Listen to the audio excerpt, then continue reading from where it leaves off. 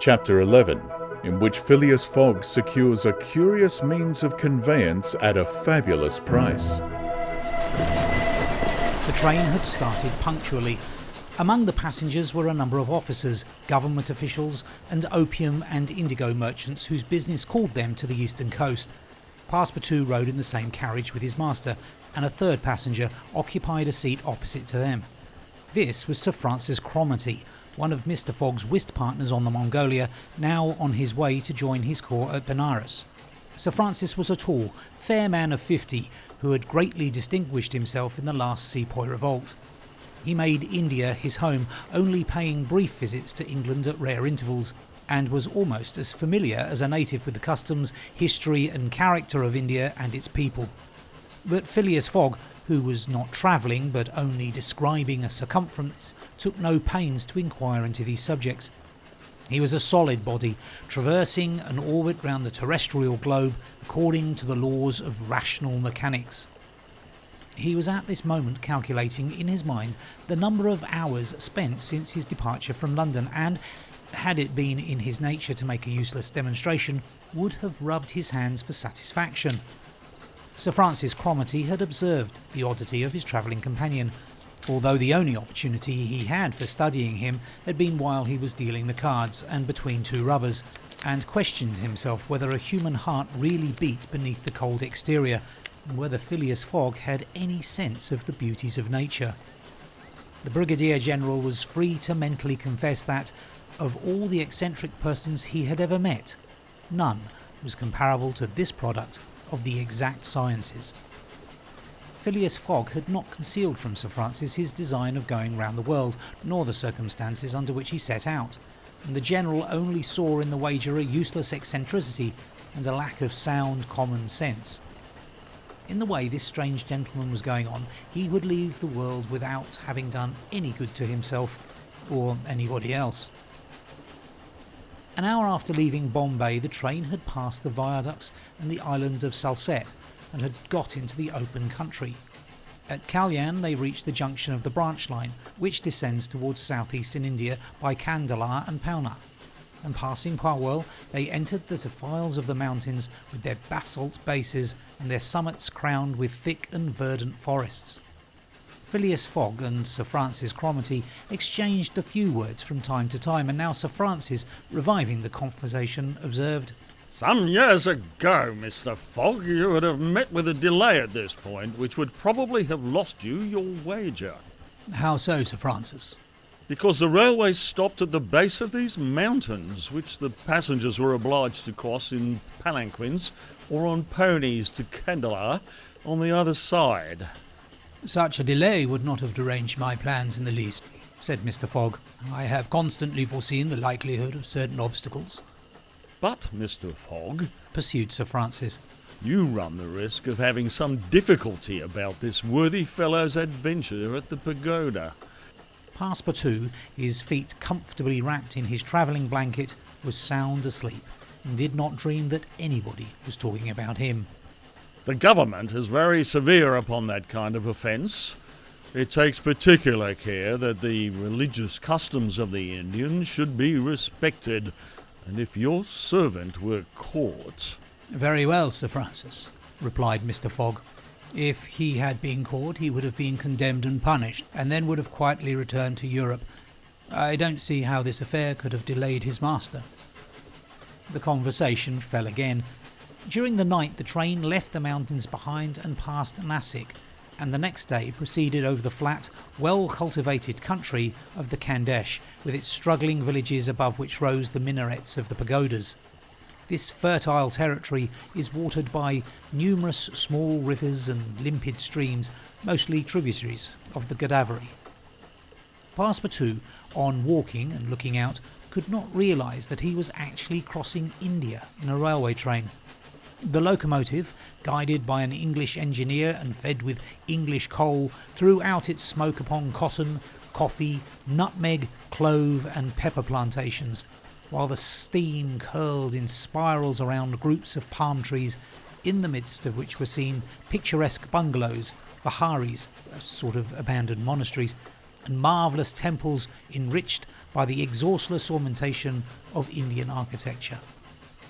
Then they came upon vast tracts extending to the horizon, with jungles inhabited by snakes and tigers which fled at the noise of the train, succeeded by forests penetrated by the railway and still haunted by elephants which, with pensive eyes, gazed at the train as it passed. The travellers crossed beyond Milgaume, the fatal country so often stained with blood by the sectaries of the goddess Kali. Not far off rose Ellora, with its graceful pagodas, and the famous Aurangabad, capital of the ferocious Aurangzeb, now the chief town of one of the detached provinces of the kingdom of the Nizam. It was thereabouts that Feringhea, the Thuggee chief, king of the Stranglers, held his sway. These ruffians, united by a secret bond, strangled victims of every age in honour of the goddess Death, without ever shedding blood. It was a period when this part of the country could scarcely be travelled over without corpses being found in every direction. The English government had succeeded in greatly diminishing these murders, though the Thuggees still exist and pursue the exercise of their horrible rights. At 12:30 the train stopped at Burhanpur, where Passepartout was able to purchase some Indian slippers ornamented with false pearls, in which, with evident vanity, he proceeded to encase his feet. The travellers made a hasty breakfast and started off for Ashagar, after skirting for a little the banks of the small river Tapti, which empties into the Gulf of Cambrai near Surat. Passepartout was now plunged into absorbing reverie. Up to his arrival at Bombay, he had entertained hopes that their journey would end there. But now that they were plainly whirling across India at full speed, a sudden change had come over the spirit of his dreams. His old vagabond nature returned to him. The fantastic ideas of his youth once more took possession of him. He came to regard his master's project as intended in good earnest, believed in the reality of the bet, and therefore in the tour of the world and the necessity of making it without fail within the designated period. Already he began to worry about possible delays and accidents which might happen on the way. He recognised himself as being personally interested in the wager, and trembled at the thought he might have been the means of losing it by his unpardonable folly of the night before. Being much less cool-headed than Mr. Fogg, he was much more restless, counting and recounting the days passed over, uttering maledictions when the train stopped and accusing it of sluggishness, and mentally blaming Mr. Fogg for not having bribed the engineer. The worthy fellow was ignorant that, while it was possible by such means to hasten the rate of a steamer, it could not be done on the railway. The train entered the defiles of the Sukpur mountains, which separate the Khandesh from Bundelkhand towards evening. The next day Sir Francis Cromarty asked Passepartout what time it was, to which, on consulting his watch, he replied that it was 3 in the morning. This famous timepiece, always regulated on the Greenwich meridian, which was now some 77 degrees westward, was at least 4 hours slow. Sir Francis corrected Passepartout's time, whereupon the latter made the same remark that he had done to Fix, and upon the General insisting that the watch should be regulated in each new meridian, since he was constantly going eastward, that is, the face of the sun, and therefore the days were shorter by 4 minutes for each degree gone over, Passepartout obstinately refused to alter his watch, which he kept at London time. It was an innocent delusion which could harm no one. The train stopped at 8 o'clock in the midst of a glade some 15 miles beyond Rothal, where there were several bungalows and workmen's cabins. The conductor, passing along the carriages, shouted, "Passengers will get out here!" Phileas Fogg looked at Sir Francis Cromarty for an explanation, but the General could not tell what meant a halt in the midst of this forest of dates and acacias. Passepartout, not less surprised, rushed out and speedily returned, crying, "Monsieur, no more railway!" What do you mean? asked Sir Francis. I mean to say that the train isn't going on." The General at once stepped out, while Phileas Fogg calmly followed him, and they proceeded together to the conductor. Where are we? asked Sir Francis. "At the hamlet of Colby." Do we stop here? "Certainly. The railway isn't finished." What? Not finished? "No, there's still a matter of 50 miles to be laid from here to Allahabad, where the line begins again." But the papers announced the opening of the railway throughout. "Oh, what would you have, officer? The papers were mistaken," Yet you sell tickets from Bombay to Calcutta. retorted Sir Francis, who was growing warm.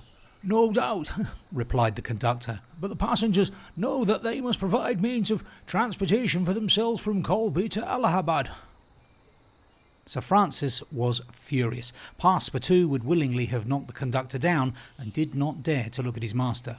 "Sir Francis," said Mr. Fogg quietly, "we will, if you please, look about for some means of conveyance to Allahabad." Mr. Fogg, this is a delay greatly to your disadvantage. "No, Sir Francis, it was foreseen." What? You knew that the way? "Not at all. But I knew that some obstacle or other would sooner or later arise on my route. Nothing, therefore, is lost. I have 2 days, which I have already gained, to sacrifice. Steamer leaves Calcutta for Hong Kong at noon on the 25th. This is the 22nd, and we shall reach Calcutta in time." There was nothing to say to so confident a response. It was but too true that the railway came to a termination at this point. The papers were like some watches which have a way of getting too fast, and had been premature in their announcement of the completion of the line. The greater part of the travellers were aware of this interruption, and, leaving the train, they began to engage such vehicles as the village could provide: four-wheeled paligaris, wagons down by zibus, carriages that looked like perambulating pagodas, palanquins, ponies, and what not. Mr. Fogg and Sir Francis Cromarty, after searching the village from end to end, came back without having found anything. "I shall go afoot," said Phileas Fogg. Passepartout, who had now rejoined his master, made a right grimace, as he thought of his magnificent but too frail Indian shoes. Happily he, too, had been looking about him, and after a moment's hesitation said, "Monsieur, I think I have found a means of conveyance." "What?" An elephant that belongs to an Indian who lives but 100 steps from here." "Let's go and see the elephant," replied Mr. Fogg. They soon reached a small hut, near which, enclosed within some high palings, was the animal in question. An Indian came out of the hut and, at their request, conducted them within the enclosure. The elephant, which its owner had reared, not for a beast of burden, but for warlike purposes, was half domesticated. The Indian had begun already by often irritating him and feeding him every 3 months on sugar and butter to impart to him a ferocity not in his nature, this method being often employed by those who train the Indian elephants for battle. Happily, however, for Mr. Fogg, the animal's instruction in this direction had not gone far, and the elephant still preserved his natural gentleness. Kiuni, this was the name of the beast, could doubtless travel rapidly for a long time, and, in default of any other means of conveyance, Mr. Fogg resolved to hire him. But elephants are far from cheap in India, where they are becoming scarce. The males, which alone are suitable for circus shows, are much sought, especially as but few of them are domesticated.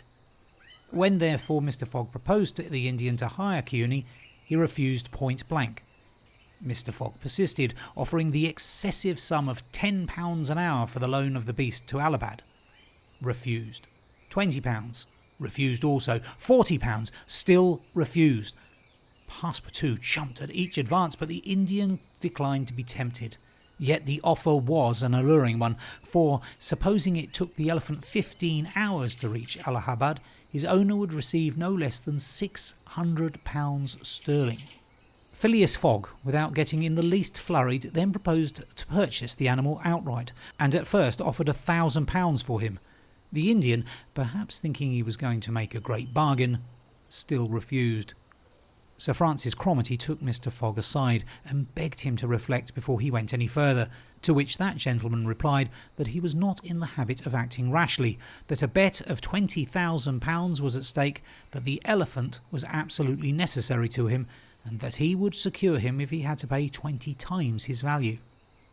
Returning to the Indian, whose small, sharp eyes, glistening with avarice, betrayed that with him it was only a question of how great a price he could obtain, Mr. Fogg offered first 1,200, then £1,500, £1,800, £2,000.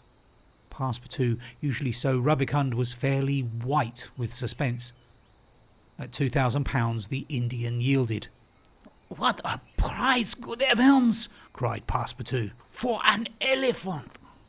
It only remained now to find a guide, which was comparatively easy.